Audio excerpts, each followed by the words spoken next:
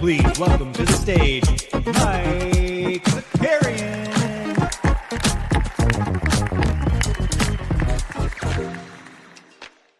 All right, what's going on, everybody? Welcome back. Little trade dateline. Wow, that would be fun. Trade deadline show here for you today over at the NBA Bit. We no morning show today. We've been doing too many shows, and we knew we were doing the afternoon. I think our guy Weisberg is going to join us momentarily. We might see old Jay Catch as well here in a little bit as we wind down the trade deadline. Shouts to those who rolled through the chat this morning during the Athletic NBA show. We were on there. Yeah, people were laughing about it being short. They're only 10-minute hits, but the guy before me, Little Deuce, Big Deuce from the Kingsland, maybe went a little bit longer. So it was a quick 7-minute, but it was fun. We had a good time. So I appreciate you guys tuning in. Let's get caught up with all the chaos here, right? Let's get caught up with the chaos.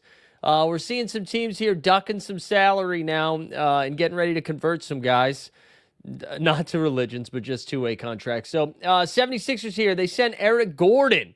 And they said, please take on a second-round pick, too, because we know we can't. Eric Gordon's just not enough. Second-round pick swap, to the Memphis Grizzlies.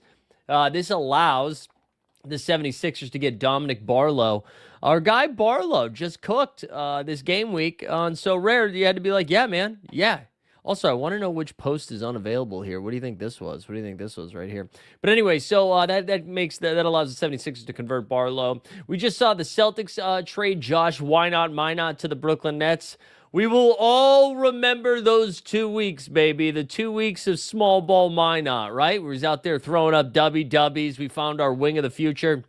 Well, his future's in Brooklyn, so at least he's closer to me, I guess. At least he's closer, Speaking of stuff that doesn't matter with the Brooklyn Nets, the Denver Nuggets, they're trading Hunter Tyson, the accountant, and a 2032 second-round pick to the Brooklyn Nets for the less favorable of a Clippers-Hawks 2026 second. But more importantly, this just allows Denver to buy somebody. When we get to the buyout market, they'll be able to pick somebody up. You'll be able to pick somebody up, so that's pretty fun. That was like the boring stuff, but here we go. How about this? Grand Theft Alvarado coming home to the Bing Bong Boys. Jordan Clarkson, smell you later. Although I actually think this has more to do with the Deuce McBride. Deuce McBride underwent the knife for a sports hernia. And he's going to be out until the postseason, it sounds like. So Jose Alvarado will slide right in there. Gives him just a little bit of a ball-handling presence off the bench. And the Jordan Clarkson experience is all over the place, right? He'll probably win you a game or two, but, if you just need somebody that actually can defend a little bit and handle the ball while, facilitating, this is a good pick. It sounded like this deal was done 3 weeks ago, but it actually got done there. So Jose Alvarado, Dalen Terry, who just got to New York, he's being sent over to New Orleans along with 2 second-round picks and some cold, hard cash. I thought that was a pretty good pickup for the Knicks. Same thing with the Celtics here. Celtics trade the old Bobby Boucher to the Utah Jazz. And then here we go. This was another one, Bobby Mark. So the deal was Cole Anthony, who has just found his way out of a rotate. Dude, the Milwaukee Bucks have been so bad, and yet Cole Anthony still can't get his way onto the floor. So they're sending him to Phoenix here, along with Amir Coffey, which let's take a pause and sip for that. Shout out to Amir Coffey. We haven't said this guy's name in a while, but the Phoenix Suns are sending over Big Dick Nick Nick Richards and Nigel Hayes Davis are going to be heading over to Milwaukee. Just some of the we'll actually get to some of the Milwaukee stuff here in a second. That's really it. The Lakers also got Luke Kennard, which Trill Bro dude had maybe one of the best tweets of all time, which was like the Lakers, if you include their coach, have enough white shooters to be like 4chan or something like. It was really good stuff from them. But I actually think Luke Kennard right now the best 3-point shooter in the league. And so that does help them a little bit. I mean, I think the biggest need here for the Lakers is somebody that can defend, and they haven't found that yet. They haven't. There we go. Thank you, Borland. They haven't found anybody that can defend yet. So don't know if that actually moves the needle, right? But the biggest story today, here's the biggest story. I forgot about Ayo DeSumo. This is kind of crazy. So Minnesota didn't want to include some of these assets in the like for Kobe White, right? Minnesota was like, oh, we can't. We gotta wait. Maybe get Giannis. They don't get Kobe White. They end up getting Ayo DeSumo instead. And listen, I really love Ayo. I think I would have preferred to have Kobe White, but I think Ayo makes a ton of sense. And man, this puts like an end to the Rob Dillingham chapter in Minnesota, which really turned out to be a bust, right? So I believe Minnesota, was it the 8th overall pick, 9th overall pick, something like that, right? That the San Antonio Spurs had. They traded back with the Timberwolves and then also pick up, I think it's like the 2030 first overall from Minnesota for this move. Dillingham just doesn't work out. And honestly, though, kudos to the Minnesota front office where they're like, hey, this is not working. Let's just cut ties. Chicago gets to take a little crack at it, right? Yeah, I thought he was going to be good, too. I mentioned this, Jeb. I thought he was going to be good until we went to Summer League, and I saw that he looked like me. He looked like my size, and I was like, this is not good, man. But I think it's a good pickup for Ayo there. It also cost them 4 second-round picks. So it's Rob Dillingham. Is it Florida State legend Leonard Miller? I forget where he went, Leonard Miller. And 4 second-round picks for Ayo and Julian Phillips. And then Yabusele to the Bulls. Raptors picked up Trace Jackson Davis. And then last but not least, and then we'll get into the Giannis stuff, Golden State Warriors. They're trading Mr. Kuminga and Buddy Hield to the Atlanta Hawks, A-Town down for Kristaps Porzingis. And I don't know, man. That's just the funniest thing. Miller was a G. Yeah, I know Miller was a G leaguer. I was saying, but didn't he go to Florida State? Is that wrong? When you say he's a G leaguer, or was he on the elite team? Is that what you mean? G elite G, whatever the hell that was called. But anyways, Porzingis goes to the Warriors, and I don't know how many games he's going to play. 5, 6. Warriors fans losing their mind about this was pretty interesting. I thought I'll let Weisberg weigh in when he gets here at some point. But my favorite thing about it is they're losing their shit because they're like, can you believe, dude? Can you believe Jonathan Kuminga was the best asset we had left, and you wasted on Porzingis? And the question I would pose is like, was he really a great asset that you had? Because it's hard to. I mean, you saw the Kings do it with Keon Ellis. You know, you can pretend that this guy is a big asset, but if your actions speak louder than your words, man, you didn't let the guy play basketball. Now, right or wrong, I mean, Kuminga has been bad when he's gotten some run this year. He's been rough, so like that's fine. I'm happy to be like, but don't act like, you know, you're trading this guy who's been averaging 18 a game for you. Same thing with Keon Ellis, who's like, I just can't believe. I can't believe like Keon was nothing. All right, there we go. So it was G League Elite. Is that what you're saying? Is that what you're saying there, Borland? I wonder who I was confusing Leonard Miller with then from Florida State. But anyways, Porzingis, whatever. This doesn't matter. This doesn't matter. It's Golden State. The Golden State's cooked. Golden State is cooked. But now the big news here, and my favorite thing that's been happening is everyone seems to be really mad at Shams because he was like alluding to trades, and then it didn't happen, and everybody's like, this dude's a fraud.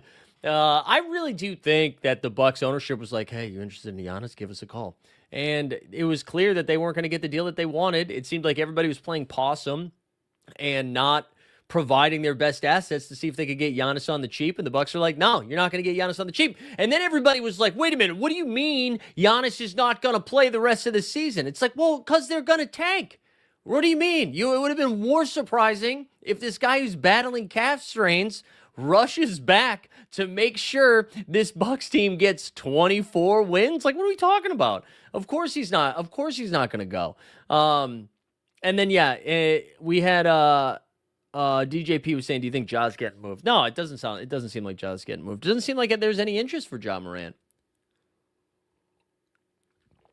Doesn't seem like there's any interest from Ja. That seems to be all of the reporting. So maybe it's an offseason move, but I don't think anybody's willing to give up anything for Ja. The trade market's not there. I don't think anybody's willing to let anything go. So we're not going to see Ja move. I don't think. I mean, we could get something here in a little bit. And that's what I was going to ask. Do you think we are waiting on anything right now?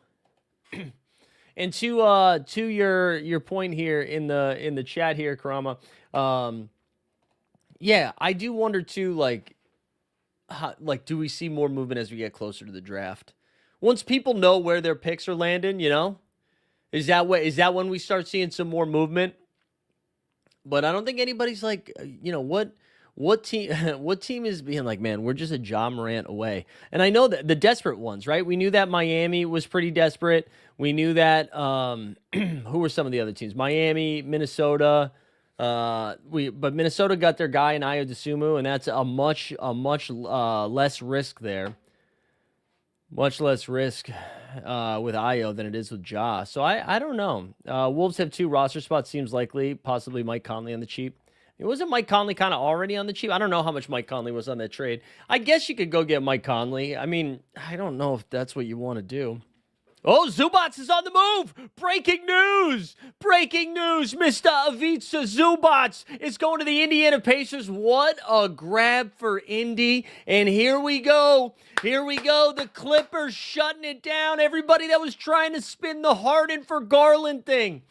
Pablo was right, baby. Pablo was right. Suspension's coming. The Clippers are blowing it up. They've decided they don't want to pay Big Z, Mr. Zubac. And the Indiana Pacers, dude, and also, here's the thing. If you have Zubac, if Zubac is in your bags, whether it's season-long fantasy, so rare, best ball, it is dead. Because you want to know who's not going to be playing a ton of basketball for the next 2.5 months? Ivica Zubac. Because the Indiana Pacers here, now they're going to be they're going to have this situation set up for them coming into next season. We still don't know what's happening with Benedict Mathurin.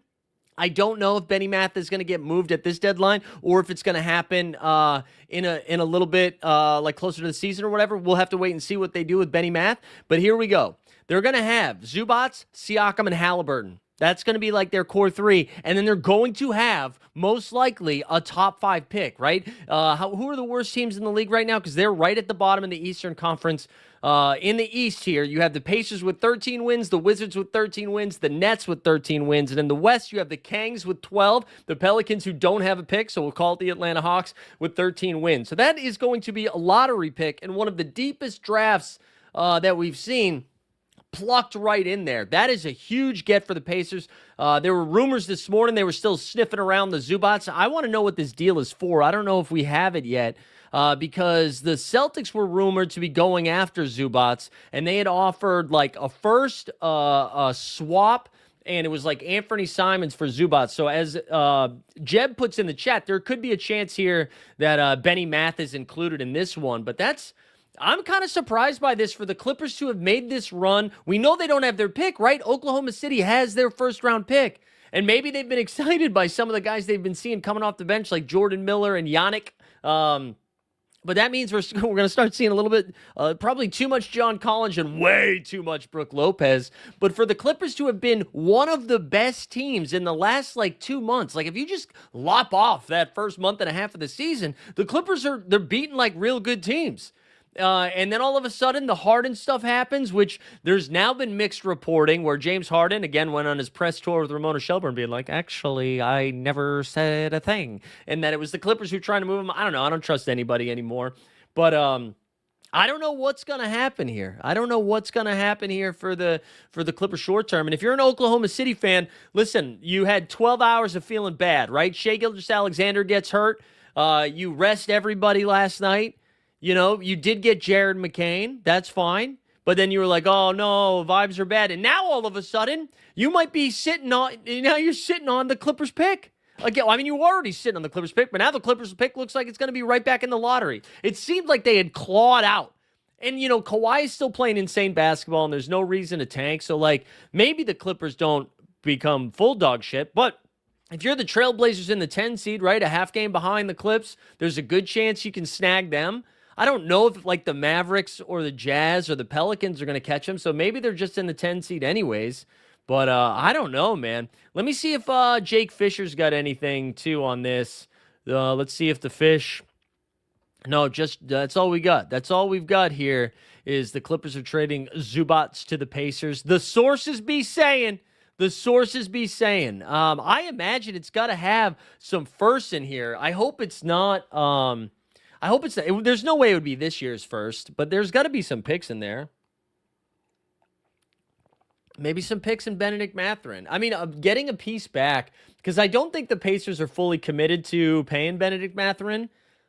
And so, I don't know. I don't know why are the Clippers trying to pay Benedict Mathurin? I don't really know. I don't know how I feel about this. This is kind of a weird one, man. This is kind of a weird one. I think this is a home run for the Pacers, though. Because it's not like the Pacers, you know, we're used to seeing them with Miles Turner, this stretch five who can knock down threes, and like that's fine. That's fine. But to slide in Zubats next to Spicy P, Halliburton and Nembhard has proven that he can both play on ball and alongside. That's solid, man. And you got Nesmith there. That's like a good five. That's a really good five. That gives them room around the edges, and that's not even including their lottery pick this year. Wow. That's crazy. That is crazy. Still better than the 10 seed, no matter what. I don't know. I think I'd take the Blazers over you right now. I mean, you just lost two of your three best players, you know? And now Brook Lopez is going to be playing mega minutes. The Clippers. Clippers are weird right now. They're like rebuilding without picks, you know? And they're just like, we're not going to pay anybody. And maybe they just don't believe in Zubats long term. Maybe they don't think it's in the timeline that they have, and they want to just completely tear it down. They didn't want to pay him, but man, I don't know. Tinfoil hat time. Suspensions are coming. Jay Huff or Obi Toppin probably coming back. Well, Obi Toppin be hurting. Obi's hurting. Jay Huff would be Jay Huff to the Clippers would be weird. Still nothing, huh? Come on, Shams. Come on, give us the deets, baby. Give us them deets. That was a pretty big one. I kind of thought Zubats was going to stay put. It sounded like the Clippers' asking price for Zubats had gotten so high, and that the Pacers could make this move for Zubats in the offseason if they wanted to, but that the price tag had gotten too high. I didn't think anybody was going to go for it. And I thought Daniel Gafford might have been a little bit more likely, especially after the Celtics got Vucci, man. Wow, this is spicy, man. This is spicy. Are people buying what the Pacers are doing? Are you guys pro? Okay, let's do a poll, man. Let's do an old-fashioned YouTube poll. There was just some loud noise there. Did you guys hear that too? I feel like something just fell. That was crazy. Did you guys hear that? All right, let's do a little old-fashioned poll here. We might have to do a mental health check so I can just make sure my dog didn't just like go nuts. Let's do a little poll. Let's get it going in the YouTube streets, huh? Let's start one. Who won the Zubats trade? Also, Borland, thank you for the gifted memberships there. That was very nice of you. All right, so we got the Pacers or we got the Clippers. I mean, I guess we don't know what the trade is yet. Let's say we'll do it like this. Because we don't know what the trade is. So, do we like the Zubats fit in Indy? We'll do that. And then we'll just do yes or no. That's a better way. And then we can do a full poll after that. And then we gotta do a quick little mental health check here. Just 1 second. So we'll shout out the virgins here just for a moment. Let's do that to make sure my dog didn't just take anybody out here. If I can find it. All right, here we go.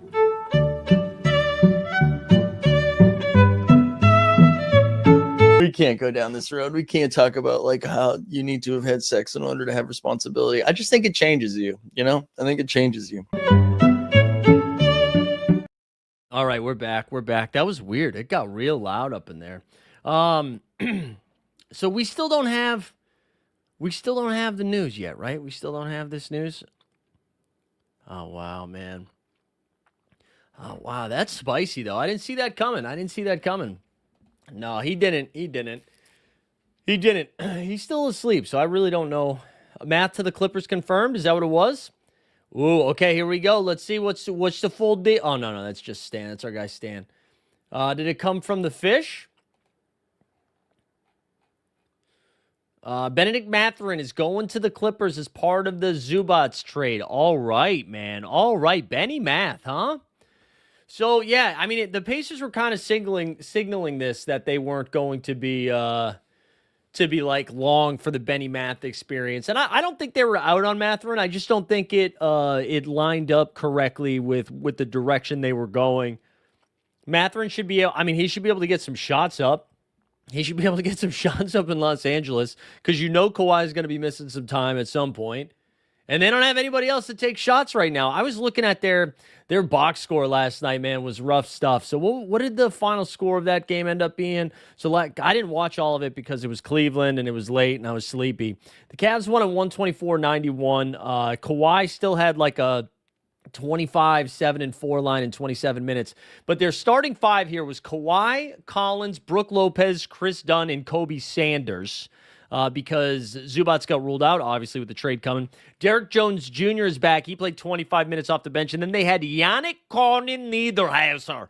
He played 25 minutes. They still have Bogdan Bogdanovic, which honestly, if they're going to do anything else, Bogey should probably be on the move here soon, right? There's no reason to hold on to Bogdanovic at this point, right? I would think they got to move off him. Wow. And yeah, actually, you know what? Let's go back. Can we go back to back in the New York group? All right, let's go back to yesterday where Zubats when Zubats got ruled out. What time was that? Man, there's so many underdog notifications. This might take a moment. But Zubats got ruled out. I want to say it was like halfway through the day here. There's Shanti Aldama. It was before that. We got Kelly. Because it specifically said Zubats out, personal, not trade related. And I remember being like, oh, okay, that makes sense. They knew they were going to rule him out and they didn't want to freak anybody out. So let's just say it's non-trade related. It looks like I'm moving too slowly here. I'm moving too slowly to find it. Because I think it was after. I think I already. Oh, no, there it is. There it is. Oh, wait. Of course, now it's not in this. It just says personal ruled out. And then Chris said, whoa. But anyways, there was wherever it was initially reported, it said not for trade. But man, yeah, Benny Math, huh? Benny Math to the Pacers. Bogey's getting waived probably. Okay, does this mean Kawhi's getting suspended? I mean, I don't really think so. I don't trust the NBA to have any sort of backbone, to make the only, like we brought this up the other day, the only time the NBA has come down hard on anybody, they had to have like an insane amount of evidence of somebody saying something wildly racist. Like we saw Jackson Hayes. We saw Jackson Hayes get suspended one game for knocking down a mascot, but nothing for knocking around his girlfriend. So like, the NBA is not going to take that stuff super seriously, I don't think. I guess you could see a word, like if they are going to come down and the Clippers have gotten word that they're going to get suspended pretty badly, then I don't know, maybe. It's so funny to me that Jeb is such a hater on Pablo, mainly because Jeb's whole brand is hating, and what Pablo is doing is hating on some of these NBA or owners like the rich. So I love that Jeb's out on it. Okay, thought Borland was sharing something useful. He wasn't. All right, I wonder if are we getting some more news here? So we got 30 minutes or so until we get to the official trade deadline. But I mean, some could trickle in a little bit later. DJP, where are you seeing that? You saying Isaiah Jackson also in the trade as well as a lot of picks, huh? Did that just come out? Okay, the Pacers are sending, there it is, Benny Math, Isaiah Jackson, 2 first-rounders and 1 second-round pick to the Clippers for Zubats and Kobe Brown. So, okay, they didn't say which 2 first-round picks. There's no way it's this first round. There's no way Zubats would be included in this first-round pick, right? So, I mean, that seems pretty fair. That seems pretty fair.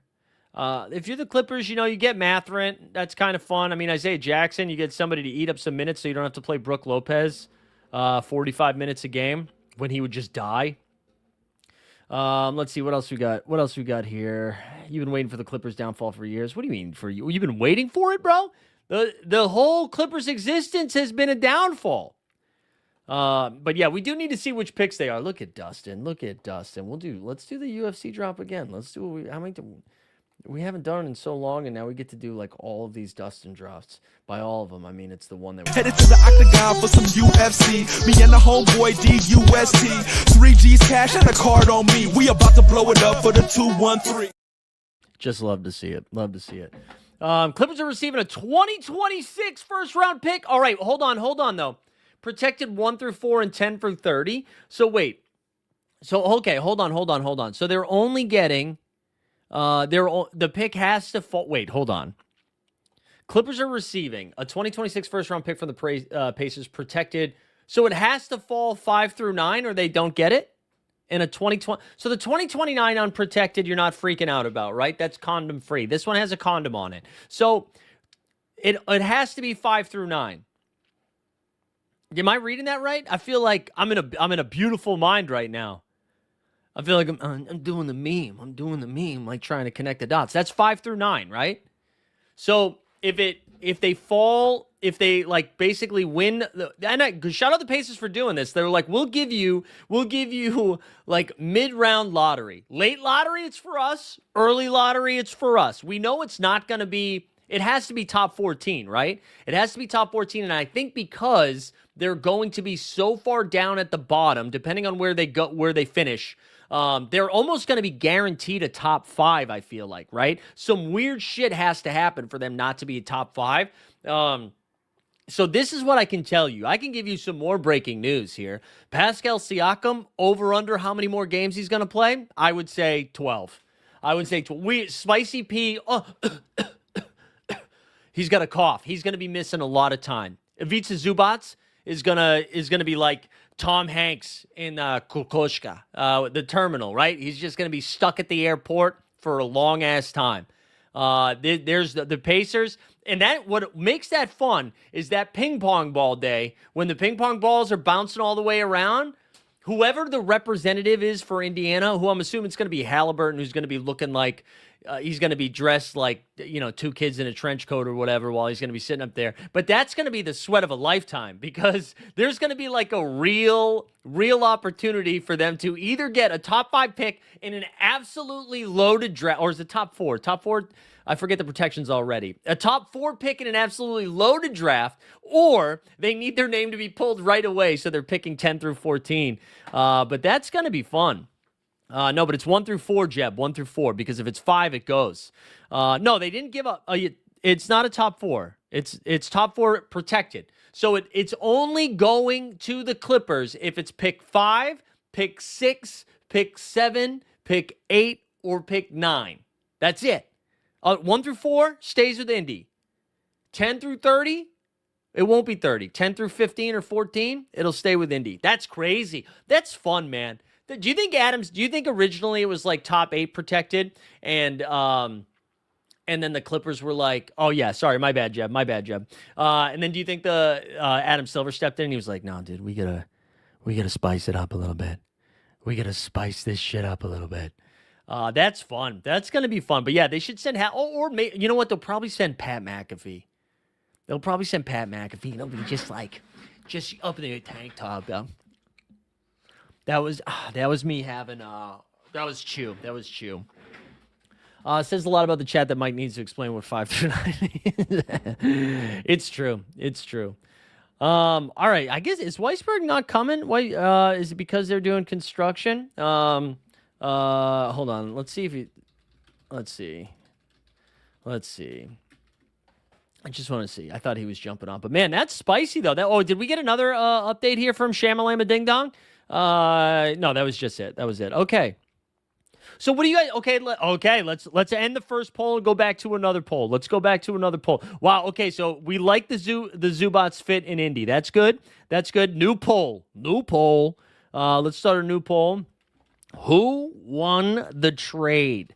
Is it going to be the Clips or Haley's? No, we'll just put the Pacers. We'll do it like that. All right, vote. Who won the trade? Who won the trade? Man, that's fun. You know Silver's going to rig this shit, too. David Stern from Epstein's Island. He's in the grave. He's going to be like, it's just going to be a heavy ping pong ball. It's going to, allegedly. We should start doing that anytime that comes up. Allegedly. Which number is between 4 and 10? Nice. All right, so we got 30 minutes to go. Let's say 40 minutes to go because they could trickle in. Do we think Ja Morant goes? Is that the other one we're waiting for? Basically, Giannis is off the table. He's decided he's never going to demand a trade request now. Wow. Yeah, man, the Pacers lineups the rest of the way are going to be hilarious, bro. There's a good chance I'm playing like 18. They're going to be like, what if we ran out 5 TJ McConnells? And then they do one of those TJ McConnell lookalikes thing where I have to go to like Washington Square Park. And then everybody you like walk up, introduce yourself, say I'm TJ McConnell. I wonder if they do that and then 5 of us get to hoop. Because they're going to lose them games, baby. Especially they're going to be looking around at the Brooklyn Nets. The Brooklyn Nets, who basically, it's trash day here in New York. And that's what the Nets did. The Nets took that seriously, and they just went around and collected trash. They picked up Hunter Tyson. They picked up Josh Minot. Yeah, it's crazy. Crazy business here. So trash day for Brooklyn. They're taking it way too seriously by picking up everybody else's garbage. Although, you know what, if I'm being honest, this at the end analogy works even better because it's actually recycling day here in Astoria anyways. The last part of the season, the absolute worst in the DFS, yeah. Jay Cash says I'm on the streets. Do you want, yeah, all right, here we go. Let's bring him on. We got Detroit's finest here, weighing in. Let's bring on Justin. What's going on, man? What's going on? I don't even know if you can hear me. No, you sound good. Oh, nice. Okay. Oh yeah, I'm just watching the rest of the league try to compete with the Pistons. So, you know, you can sit pretty when you're at the top. Did anybody make any move today that shook you a little bit? Shook me. So what happened today? Is the Zubats one the biggest one that happened today? Yeah. Zubats moving was the biggest one. Outside of that, it's been all stuff around the edges. It's been mostly teams just trying to get under caps. Like there hasn't been too much going on. Yeah. Yeah.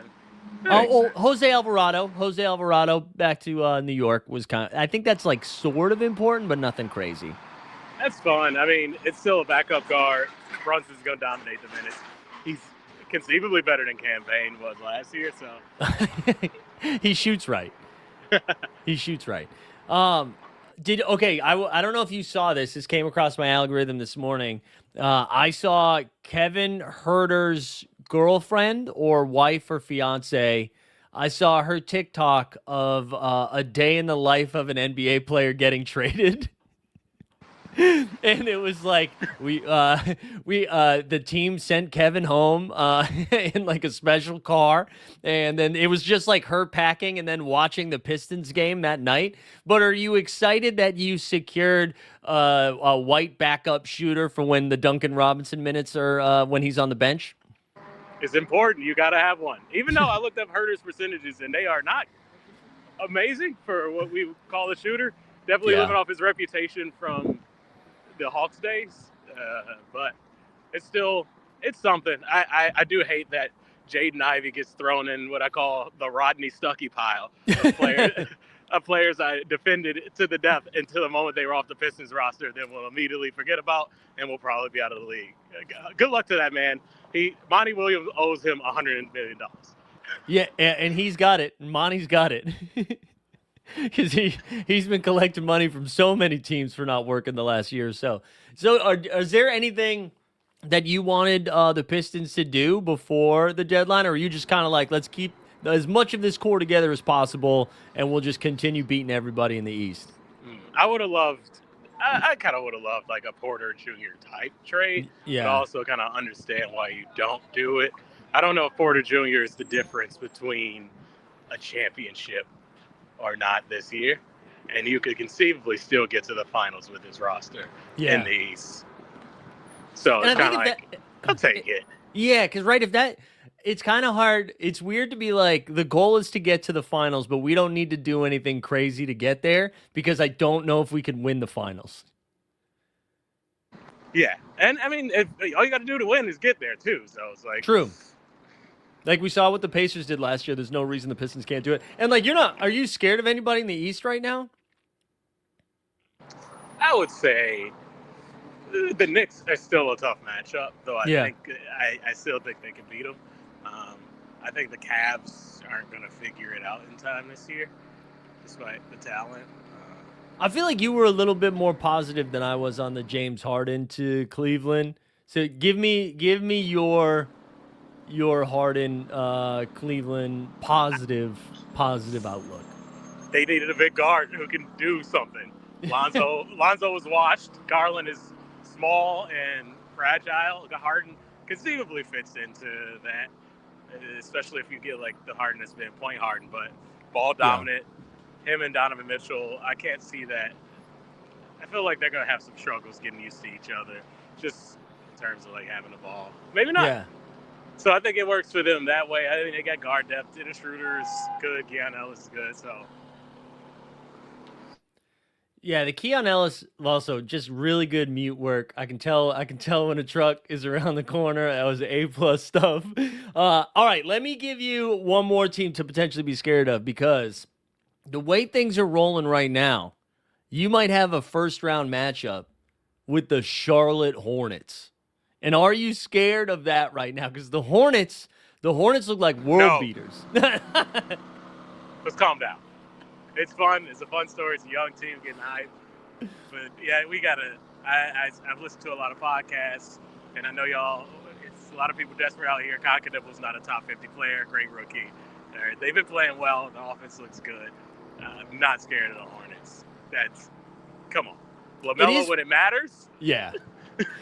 It is funny we can't have, like, no one's allowed to have a normal progression.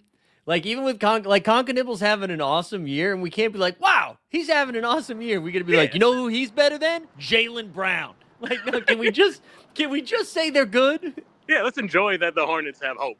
I like that. I'm happy that they have some hope. They have young talent. I think they'll be fun, but I don't think this is a serious run for your money playoff team. No, I don't think so either. They're fun though. I think like if they weren't being like I'll tell you who, if the Celtics played them in the first round, I'd be a little nervous. Like I think against a team like that I don't fully trust in like 7 games, then I'd be a little bit nervous. Although. Well, okay, actually, let me pose that. Did any Nikola Vucevic's arrival in Boston, Boston getting a big white, does that scare you at all? I mean, the last 4 teams, how did that work out? He's not a bad player at all, but I feel like he's gone to teams and the same thing has happened, where they're like, all right, he fills a hole, but it's not like we're kind of the same but different. Yeah, he's going to be like your 7th best guy. Like, if you're relying on him at this point, it's probably not great. Also, as a Pistons fan, I'm not gonna like this, but the Celtics don't scare me. All right, Jaylen Brown cursed y'all. Jaylen Brown cursed you with we gonna let Peyton Pritchard go for 30. I think the Pistons would sweep the Celtics. In fact, just off the strength of Jaylen Brown's mouth. Yeah. That was a mistake. No, he said that like he could have gotten away with that 5 years ago. You can't be saying that. It was too soon. It was too close to the arrival of Caden Duran. That was kind of crazy. It was 2 seasons ago. It was like not far ago at all. Yeah, he shouldn't have said that. I'm just trying. Similarly to the Hornets, I had 0 expectations for the Celtics team. I'm just enjoying this. This is kind of fun that they're not supposed to be good. They got these. My favorite thing that's happened is in the first 2 weeks of the season, they were like, watch out, baby. We got Josh fucking Minott. And then they just traded him. Like, he's gone. They like Simons, they're like, oh, dude, Simons is better than Pritchard. He should be starting. He's gone. Like, I'm just trying to enjoy it. I think the Celtics could beat anybody in the first round. I also think they could lose to anybody in the first round. Like, I think it's a very wide range of outcomes for that team. Yeah, and they're a good team to scrappy. I am saying, look, I don't care if Tatum comes back this year. That's not my worry. Next year, then I'm gonna be worried. Yeah. As a Pistons fan, I think this is a Pistons shot, or they're a good shot here, just with how the East is. Because Jason Tatum's a problem, and if Jason Tatum's really a problem for the Pistons, because I don't know, we go through Tobias Harris on Asar. Yeah, you got to do it this year, especially because Cleveland. Like I would have assumed Cleveland would have had the best shot, but that was like so desperate what they just did. So I have no fear in them. And the Knicks, for whatever reason, I don't give them credit, but I should. Like the Knicks have been playing really well. Yeah, Shams. Oh, go ahead. What were you gonna say? I was just saying, it is fun though, since everything is so open. There's a lot of tinkering type trades. Like, oh, we can make some trades on the margin. And I guess there's been big trades too, which is. There's teams at the top just making like, maybe this will get us a little bit. Yeah, it does feel, and it's funny because like if you 2 months ago we were like, oh, it's okay, OKC's going to win 155 games and everybody's playing for second, and now it doesn't really feel that way. Like especially with the I mean, they're still definitely the favorites, but with the SGA injury, I mean, Denver's kind of been okay since Jokic's return. They lost like 2 tough games to your Pistons and then the Knicks. So everybody, and like Houston is a mess right now. That's actually a team in the next 20 minutes. Like they seem like the vibes need to be, you need to shake up a snow globe or something. And it's so easy to be like the Kevin Durant effect, but it's not that. They don't have a point guard and they're asking Eamon Thompson to do all this stuff. But it's so weird to me that they seem to be a mess right now. And that would be a team that I'd like to do something, but I don't know if they will. Yeah, I don't know. What can they do? Yeah, I mean, I think they could move some guys around the edges like Dorian Finney-Smith and like try to get a guard in there. But I think they missed it. Like Hornets got Kobe White, which I thought was a low key good get. Ayo Dosunmu went to Minnesota, which I thought was a good get. Like I mean, Chicago's got all the guards right now. That's where you're gonna go. But I feel like it needs some adult to dribble the ball. You know, like they don't have Lonzo that. off the scrap heap? Oh no, Lonzo? dude. I guess Lonzo can't move.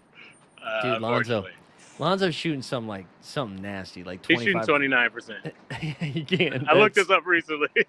It's so bad. It's because Cleveland was so desperate for some shooting too, and they were just like, we can't do this anymore, man. We can't do this anymore. But yeah, Houston's a team that I would like to see do something. And then I mean, I guess like the Bucks. Were you surprised that they ended up not doing anything? Do you think this was like? I think the rumor now is this was never actually on the table and that they were just trying to field some offers. I'm not surprised. None of the offers are that good. That is the big problem. And Giannis is injured. So it's just like we can be bad, have our pick, field better offers in the offseason. Yeah. Because the other ones were kind of just like, I guess he could go to the Warriors or like the Minnesota could make this giant trade or Miami, but none of those are. I don't think any of those trades necessitates you doing it now instead of off season, unless he's wild. And he's not a player who'd wild, as far as I know publicly. So it's just sit on it, sit on this roster, miss the playoffs, get a high pick, see what happens in the lottery. I mean, you saw it happen in Dallas. Things can change. Mm-hmm. You probably get a number 1 pick. You could get a top 3 pick for this guy, like potentially. So yeah, my favorite thing that's happened about since the Giannis stuff has died down is Milwaukee saying like, hey, we're actually still buyers right now. We might try to get a piece to make us a little bit. It's like, can you guys grow up? Can you grow up? Be adults like the Indiana Pacers and lose some games on purpose here down the stretch. No, they gotta get people still showing up. The Pacers went to the finals, so they can't. The fans are bought in. The Bucks are on the way down, so they have to get people to continue to go to the games. That is so funny. Like, because I think the Jazz are probably in this spot now too, where you know what's coming next year. So you are still actively going to games to support your team and then rooting like hell for them to lose a close game. Like, let's get that pick up as high as we can. Let's fight hard for 45 minutes, fellas. Yeah, and then at the end of the game, let's take some step back threes. Yeah. Remember the Mark Madsen, yes, like the 9-3 game or whatever? Yes, in the third quarter during a timeout, you know how like they bring a fan out to shoot a half-court shot for like $5,000. Instead, you get to play 8 minutes of the fourth quarter if you make the shot. Exactly. That's funny. The other trade too that I forgot to bring up that happened overnight, which was the funniest. I think I found out from our text thread this morning, was Porzingis and Kuminga, which is just is that like I'm trying to think of the best example. This feels to me like, sorry for my Marvel friends Dustin and Greg, but this feels like when a Marvel TV show would come out on Disney Plus, which would make a bunch of noise and then nobody would watch it, like right? Because we're like, oh, I saw the chat. Hey man, Oh. it's Valentine's Day. Some of us are in long-term relationships. Honestly, man, I would be so happy for you. If this was... Me and Sephora on the team. We're working together. All right, chat. I got an account and everything. That's Get so discounts. good. But no, I didn't realize Porzingis is out still. Yeah, I feel bad for Buddy Hield. Buddy Hield and Jimmy Butler seemed like they had a good friendship. That's what I feel bad. They did. That's true. Well, neither of them will be playing anytime soon, I don't think either. So they can still hang out. They can still hang. But yeah, Buddy was a weird one. I feel like people thought Atlanta was mad because they didn't get like Anthony Davis or anything. I feel like they're in a good spot right now where they can just chill, wait for the offseason, and then, have all of their assets together if they want to like try to go get Giannis. Because I feel like they actually have a package that could get Giannis, where some of these other teams were like, well, what about Jaden McDaniels and Julius Randle? Right. Which, so you want to be a mediocre team?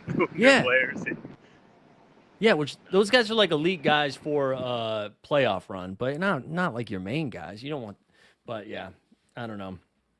Did you, and then I can get you out of here because I know you're doing man on the street stuff. I feel like I'm keeping you too long already, Justin. So lastly, did you get any good buzz here from your most recent Instagram reel calling out SNL cast members to hoop?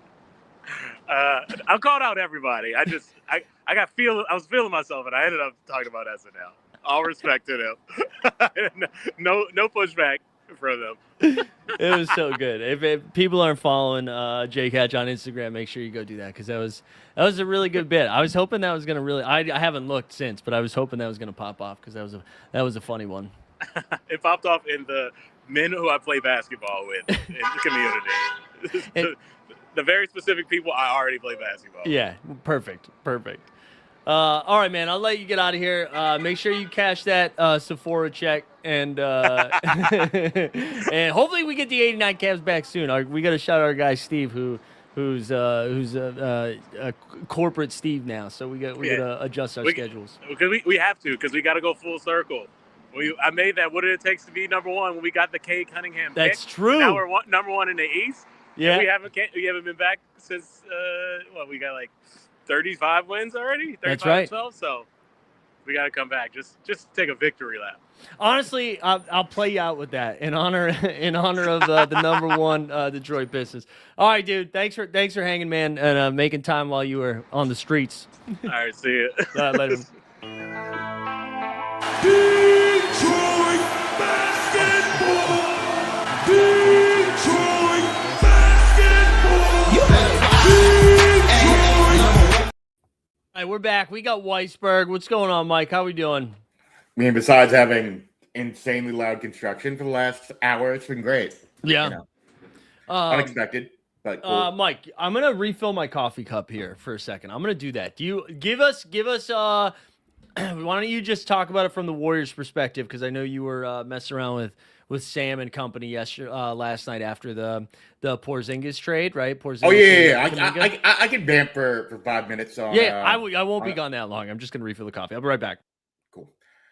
Yeah, guys, we're back, baby. Let's talk this Kuminga trade. I don't understand what the Warriors are doing.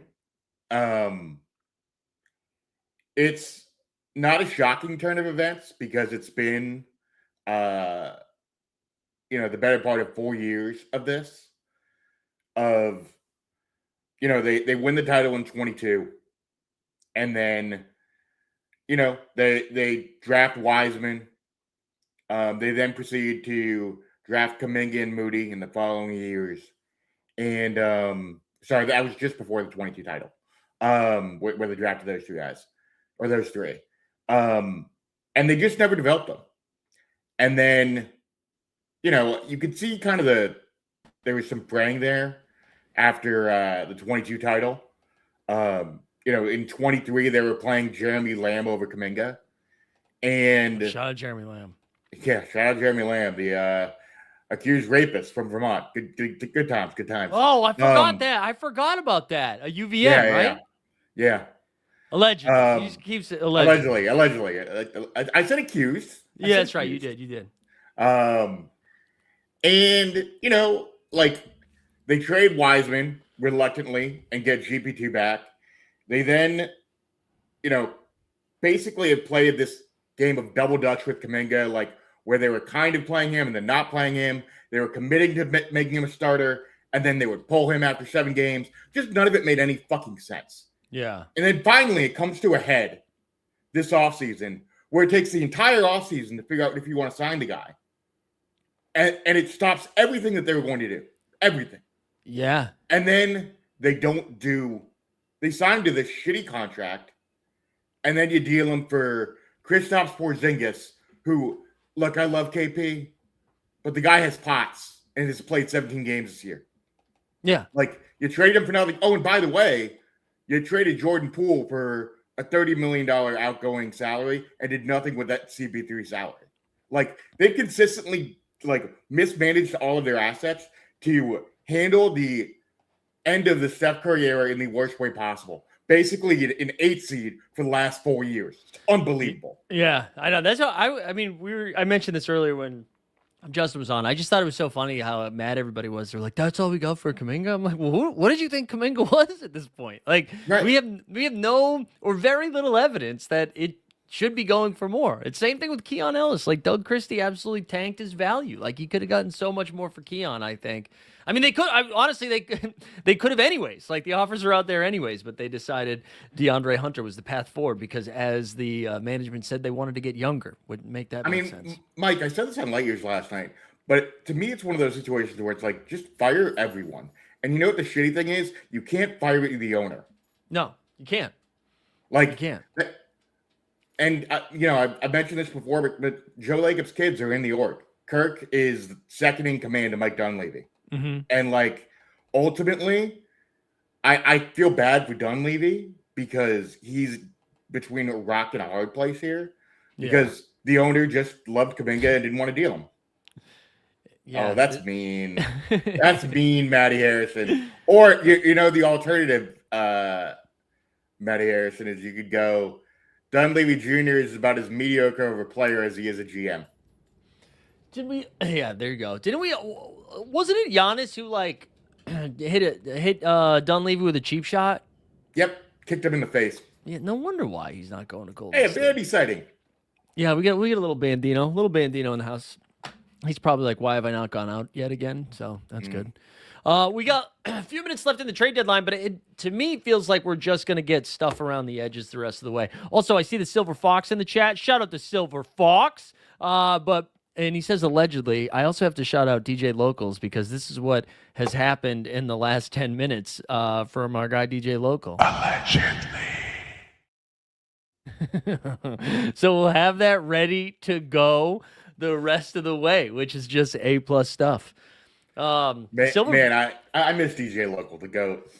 He is the GOAT. We need his return here in Vegas.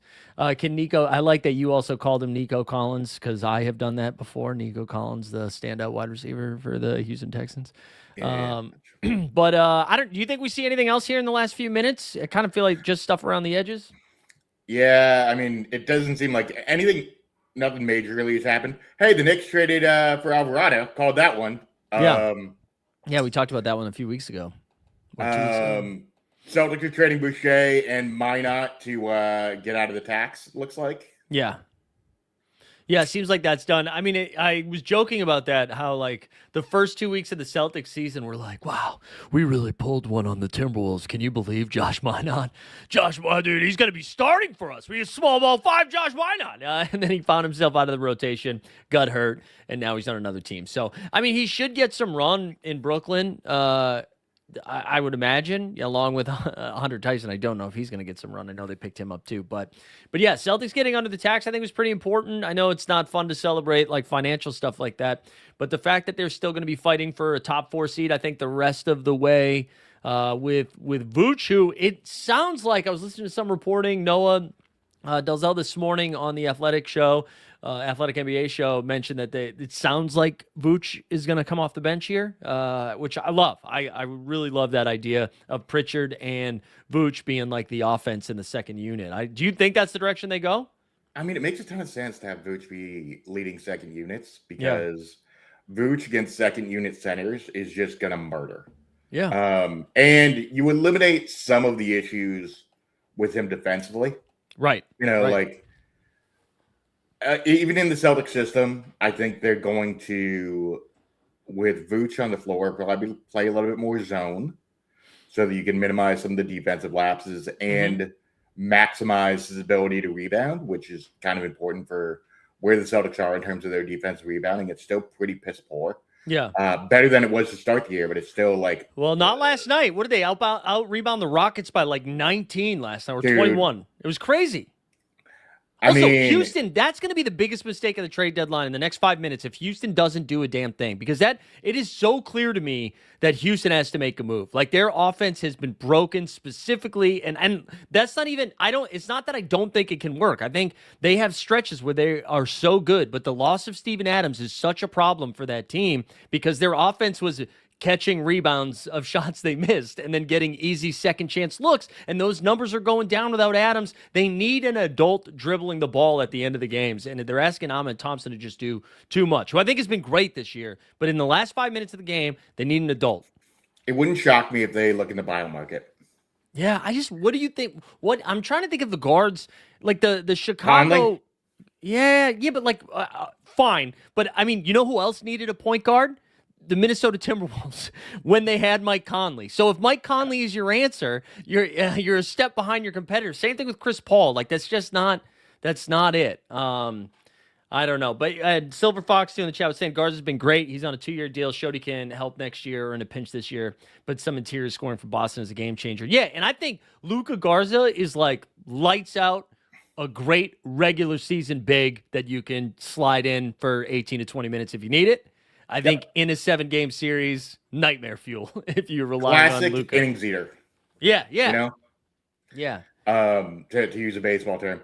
And like my whole thing with Garza is he's basically Vooch, just shittier defense, more or less. And he's not as good of a passer as Vooch is. But like, by and large, does everything that you're going to need. And, his dad apparently thinks he's the best 3-point shooting big in the league. Love his dad. Love it. You love to see it. It's Karl Anthony Towns energy right there to just like, although Cat has backed it up by being like one of the best big man shooters of all time, but he said that before it was true. I don't know if Houston does anything. And I guess like I can't tell if I'm surprised or not surprised that Ja Morant's not moving at all. Like when Memphis signaled yesterday or the day before, just like, hey, we're not even trying to get a good deal. Somebody take Ja, and then has yet to move him. I'm kind of surprised by that. Do you think that's something that happens or no? No. I mean, I think if you were going to move for Ja, one of the things that we've seen over the last 24 to 48 hours, and I've seen some reporting on this, is that teams are wary of making a big deadline deal. Because of what happened with Mark Williams last year. Yeah. You don't want to run into any issues with the physical. And Ja does have some lingering injury issues. And I wonder if teams are like, at this stage, we're just not going to do it. If we want to make a deal for Ja, we'll do it in the offseason. It's so funny, man. You say that about Mark Williams, and I bet if the Lakers could go back in time, they would do it. They would have pushed that thing through, right? I mean, shout out, again, Phoenix Suns, I don't know if it's the same training staff, medical staff that's been there for the last like 25 years, but Phoenix famously good at like rebuilding some of these guys. And honestly, the Pelicans are doing this with Zion as well, where they're like, hey, what if instead of playing them 35 minutes every other night or every third night, we just play them 26 to 28 every night? I mean, Zion's closer to the 30 number now, but Mark Williams is just kind of playing somewhere between 24 and 26. He's able to play back-to-backs now. Like, they're just not taxing him in too much. And he's been solid. Like, he's not putting up 25 and 12 regularly like we were seeing in Charlotte when he would go. But he's been super effective for that team.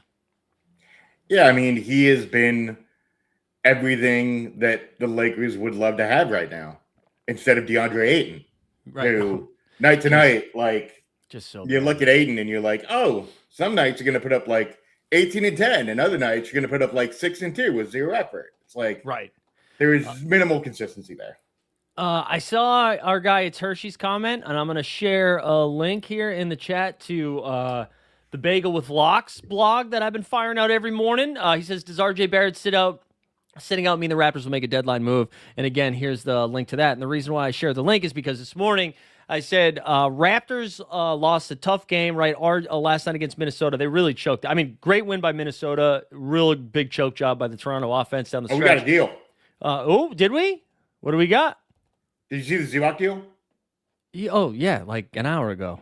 I'm sorry. Someone just retweeted, and I was like, did I miss that somehow? Yeah. God damn it. Like I somehow missed that. But the RJ Barrett thing here, I think it's just he has just got his minutes up over 30, just up over 30. Played last night. I think it's more of a rest spot. And Chicago is playing nobody. Chicago's got nobodies. Nobodies. So I think the Raptors are like, we don't need to push RJ. I don't think RJ's moving. Dustin says all of that is true, but now we have those first-round picks to send the Bucks for Giannis in the offseason. There you go. Dustin, no. Congrats, Dustin. You can't have everything. You can't have the Dodgers win every year, get Luka, and then get Giannis. It doesn't work that way. Congrats, Dustin. Yeah, we did get Big Dick Nick Rich to the Bulls. That was fun. Mac McClung back in our lives again. But yeah, I do that. The Zubac thing. That was a really funny reveal there. I thought I was like refreshing my notifications. I thought that was a great deal for the Pacers, man. And I don't know if you saw the pick restrictions here. But if the pick is okay, so ready for this is going to make the ping pong night so much fun. If it's pick 1 through 4, it stays in Indy. If it's pick 5 through 9, it goes to the Clippers.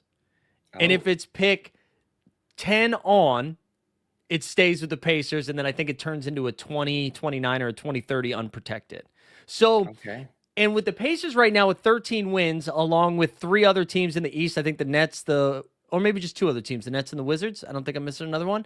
And then the Pelicans don't have their pick, so Atlanta has 13 technically, and then the 12-win team in the West that I'm blanking on off the top of my head, who's got 12 wins over there. Whatever, it doesn't matter. It's 2031, thank you. But so basically, they're kind of guaranteed to probably be 1 through 8. So it's going to be a real sweat for 1 through 4 versus 5 through 8. I think that's going to be like a really fun reveal. It's good. Normally, it's one of those deals where like you see the lottery thing, and they're like, "Oh, this team has now skipped ahead," and it is going to be a very different reaction than it normally would be. Like that. Yeah. I mean, imagine they end up at 4. I know. Like they've skipped ahead, but they end up at 4 somehow. That would be nuts. Well, and that I mean, what's so nuts about it too is just like you think about. So they lose Benedict Mathurin in that deal, by the way, too. It's like Benedict Mathurin, Isaiah Jackson, and then like the picks or whatever. But now the Pacers are really set up to just come right back. I mean, Halliburton, Siakam, Nesmith, Zubac, Nembhard is like a good starting 5, plus the potential of a top 4 pick in a loaded draft, which they could then also move that to try to like really make a big splash or just take it. So I think that's pretty fun. And then I saw the Thunder must be so happy with the Clips dumping players. I mean, that's the other thing is that OKC's first, you've moved off of Kawhi, of Harden, you've moved off of Zubac. And even if they want to keep winning games, I mean, it's going to be tough. It's going to be tough with that roster. I mean, I think the question is going to be in the West, kind of where it is. Let me just pull this up real quick. I'm just going to pull up the standings. So they're right now sitting ninth, and they're 4 games back of the Warriors. Portland's a half game back. Memphis is 2.5 back. I think there's a decent chance they might be able to catch the Warriors. Because I think the Warriors may end up stealth tanking here a bit. Yeah, but they don't have anybody good on their basketball team now. That's the problem. The Clippers, they got rid of 2 of their 3 best guys. And Ben Matherin's going to be fun. But Matherin's going to play a ton. Yeah, but now it's going to be like a ton of Jordan Miller. I mean, like Brook Lopez is going to have to play more minutes. The Yannick guy, Niederhauser, he's going to be playing a little bit more. Like, I don't know. And then the other thing I wanted to do, because I keep looking at the East, but if I look at, let's go to Tankathon. Yeah, let's go to Tankathon. I'll pull this up right now. And then we can look at strength of schedule for the West stuff. And yeah, this is also assuming Kawhi doesn't miss. Now, Kawhi's not going to. They're not going to. Yeah. If Kawhi misses games, then yeah, all bets are off. All right, so the Clippers actually have the 25th hardest schedule left. So the 5th, 6th, the easiest schedule the rest of the way. But the Trailblazers, who are just a half game behind them, have the best schedule, the softest schedule the rest of the way. The Warriors, I think, were the middle of the 8th toughest. So, yeah, I don't know. I think it's going to be pretty hard for them to fall much further. Like, I don't know the teams behind them in the standings. Do you think Memphis will do enough to – do you think Memphis will win enough games? No, that's what I mean. I think the furthest they can fall, I think Portland could catch them. But that's it. I think they're going to be I think they're locked into the 10th seed unless the Pelicans, who have no incentive to lose and have been playing like more competitive basketball lately. Also, for those that didn't watch last night, oh, sorry, I didn't mean to kick you off there, Weisberg. For those that didn't watch last night, the last 7 seconds of the Bucks Pelicans game was fucking hilarious. Tie game. Miles Turner catches the ball in the corner, knocks down a 3. They review it. They say his foot's on the line, although it didn't really look like it, even though it went to review. Everybody was freaking out. It's now Pelicans ball. Pelicans miss it. Bucks get the rebound. 1.1. Oh, no, it goes out of bounds. Bucks get a baseline. 1.1 second left. Kyle Kuzma throws a full court pass straight out of bounds. So now it's the Pelicans ball with 1.1 seconds underneath the basket. Trey Murphy misses a bunny. And then it goes to overtime, but it was hilarious. We got some news here. Cam Thomas just straight up waved. The pack trip, poor pack trip, down so bad on his Cam Thomas bags. Wow, that is pretty wild here. Let's see what this tweet is here from Shams. Yeah, the Brooklyn Nets are waving Cam Thomas, allowing the scoring guard to enter free agency. I do wonder here, is this a Houston fix? Yeah, there we go. Is this a Houston fix? No? I mean, I don't know that he fixes, like, he doesn't fix their ability to play make because he's such a straight ahead shooter. I mean, I think there are a bunch of contenders where he might make some sense as like a 6th, 7th man. I'm surprised they couldn't get anything for him. Not even a second round pick, given the contract. Yeah, but because it's just expiring, right? Because he's not. Yeah, he's right. The only thing, man, is just like, and it's not the same situation. But again, I go back to Keon Ellis. I go back to Jonathan Kuminga. Like, when you go out of your way not to play guys, it makes me think they're not good, And I know Brooklyn's a little bit of a unique situation because Brooklyn's trying to lose games, but you know who's having a good year? Michael Porter Jr., Nick Claxton, Noah Clowney, Day'Ron Sharpe. Like, you can still be good and lose games. And for Cam, they're like, let's just play him like 18 minutes, man. Pasquan, I'm saying, like, he's a guy who can start for a lot of bad teams, but for a contending team, I don't think they're going to view him as a starter. Yeah, I think a contending team views him in like a microwave scorer role. Like Jordan Clarkson. Yeah. Yeah. No, I mean, he's not starting on a real team. Yeah. He couldn't start on the bad team. This is the worst team in the league. He couldn't play. So, like, Minnesota might make some sense as Hershey notes. Like that could be fun. Trying to think who else would make some sense. I mean, if Golden State's gonna have an extra roster spot, they could do that. Yeah, go. That would be funny. Actually, you ready? Can I give you one? Yeah. Denver just moved off of Hunter Tyson to open up a spot for the buyout. Ooh. And you think like I know they have Julian Strother, but that's probably not as exciting. But I think that's. I mean, look, are you ready for Tim Hardaway Jr. and Cam Thomas to be on the same team? That's a really good point. That's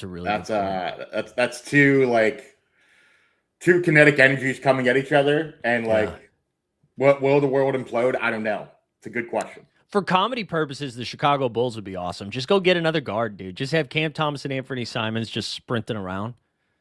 It'd be great. That would be a good one. Let me think who else here. Detroit would make sense off the bench, I think. Let's see who else. You think the Lakers make a move there?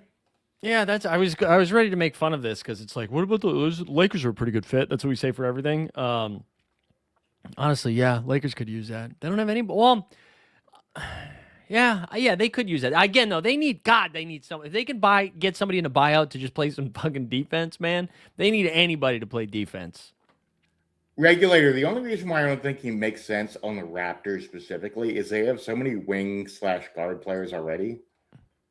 I just don't think he would make a whole lot of sense. They're just not going to play him enough. I think. Yeah.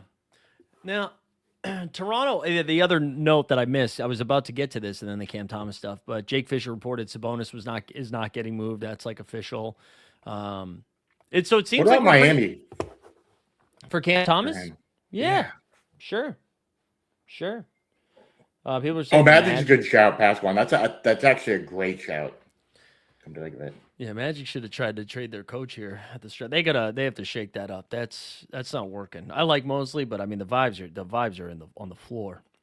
Yeah, I mean the vibes were very clear before the season. If they weren't going to be a top 4 team, Mosley's gone, and it has not gone their way. Yeah, top four seems like that's not happening. Do we think they said they must have tried to trade Cam? Yeah, I'm sure they definitely didn't want to just move him. I'm sure they would have liked some sort of second or some sort of pick swap or something. Let me just make sure I haven't missed any other notes here, but it seems like we're done. I think anything else that would come through the wire here would not be Boucher already waved. I missed that one. Would not be anything of note, you know? Like I don't think we're getting anything big here. Overall, what are your big picture thoughts coming out of this trade deadline? I think I'm most excited about Utah. I think what Utah did was awesome. I like Utah and the Pacers now. I think my favorite thing about that, and I was saying this to Justin before you came on, I love that this team has they are for sure going to tank the rest of this season, but it's such a clear, specific tank where it's like, we know we're coming back next year. The Pacers, more so than the Jazz, are going to come back and be like a top 4 team in the East with like a real shot to come out. Like, who knows how the lottery balls fall. Utah, same thing. They need to lose to hold on to their pick. So yet again, OKC doesn't end up with 3 fucking top 10 picks. But for Utah to come back knowing you have Jaren Jackson Jr., you can decide what to do with Walker Kessler, and it gives you a little bit more flexibility. You have Lowry Markkanen, Ace Bailey, a little pressure is taken off of him now. He doesn't need to make this massive leap in year 2 because he's going to be like the 4th or 5th best guy on the team because Keontae's been nuts, and now maybe you get another first-round pick. Like I think, and Utah's not going to be a top 4 team, and this is maybe like the poor man's version of the San Antonio Spurs. But you know what I'm saying? Like there's a path forward here for Utah. So I think to me, those are my 2 favorites. What about you? All right. I agree with you on Utah generally, because I think that's like the fact they made the move for Triple J. I get what Washington's doing, but I think it's really implicit on what they're looking to do with Trey and AD. Yeah. Like, are you looking to sign those guys to 2-year deals, or are you signing them to 5-year maxes? Right. I don't think enough people have talked about the extension aspect of specifically of AD more so than Trey, but those are like some pretty big, because like the I think if you just look at the picks, you're like, oh, that's so cheap for Anthony Davis. But you're right. Like, are you all of a sudden paying him like 40 million a year for 5 years? You know? And Washington has pretty openly said they're likely to re-sign Trey. They haven't said a word on what they're doing with AD. No. And I saw Washington's athletic beat writer talk about it this morning on the morning show. Which, by the way, nice job today, buddy. Thanks. Yeah, that was fun. I had a good time with that. That was nice to just throw some jokes around. For those that haven't seen it, go back a couple hours in the day and go see Mike over on the Athletic Morning Show. There also might be a very juicy moment early in the show too. Crazy moment. But they haven't said anything about AD, and the Athletics beat writer was like, yeah, they Clutch and Washington haven't even talked yet, which pretty weird that they haven't had a convo yet. Yeah, I was thinking about that, right, where like Rich Paul was like, we're making sure we're trading Anthony Davis now. And then I was wondering if they were in on this deal or not. Like maybe they're like, yeah, we do like the idea of him playing next to Sarr and being in Washington. So I was kind of curious. But yeah, that says a lot then. That says a lot. Yeah, I mean, Clutch is pretty powerful. And I'd have to take a full look at the roster and see how many Clutch guys are on there. I don't think there are very many. Otherwise, I feel like there would have been conversations already. But otherwise, like, nothing like stood out necessarily at this deadline. We've already talked about the Warriors stuff. That to me is like the one big kind of like disappointing part about this deadline, in the sense that between them and Chicago, like the three sad teams at the deadline to me are Sacramento, Chicago, and Golden State. Like three teams. I think the good news for Chicago is they finally were like, "Fuck it, we're done." Yeah, they ripped the Band-Aid off too. Memphis rips the Band-Aid off as well, and they've just gone into asset management mode. Quick note on Memphis. Their GM is why am I blanking on their GM's name? Hold on. I met him and now I'm blanking on Zach Kleiman. Zach Kleiman. I don't know what blackmail that man has on Para. Maybe it is more of the same stuff that we saw Pablo Torre find out last week. Yeah. But I'm amazed that he has been able to have 3 different rebuilds. Like, yeah, I know. He did the original rebuild. He gets the Jaren version of it, and then gets to tear it all down again. Yeah, I think it's because he's drafted his ass off. It's true. He has. Speaking of Ja, real quick, Shams said Ja is remaining with the Grizzlies past the deadline. Multiple teams were intrigued by his talent, but none were willing to make a serious offer, sources say.